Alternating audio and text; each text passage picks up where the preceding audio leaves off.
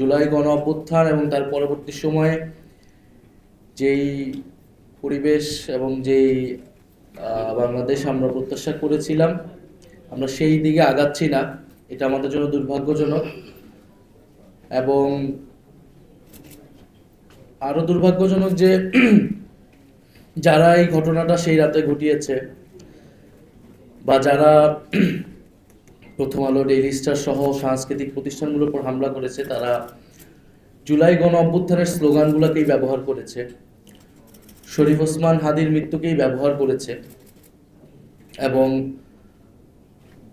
আমাদের স্লোগানগুলোকে ব্যবহার করে তারা সেখানে আক্রমণ করেছে এবং সেটার পক্ষে সম্মতি তৈরি করেছে। এই ঘটনার পরে আমরা বলেছি যে এটা সরকারের ভিতরের একটা অংশের এখানে সংশ্লিষ্টতা রয়েছে। সমাজে এটার পক্ষে সম্মতি তৈরি করা হয়েছিল অনেকদিন ধরেই এবং এটার সাথে রাজনৈতিক ব্যাকআপও আছে। এই তিনটা ঘটনা একসাথে না ঘটলে এত বড় সাহস সেই রাতে পক্ষে করা সম্ভব হতো না। এবং যে খুব বেশি মানুষ, এটা কয়েক হাজার মানুষ গিয়ে এটা ঘটিয়েছে এরকমও না। ফলে পুরো ঘটনাটাই পরিকল্পিত ছিল।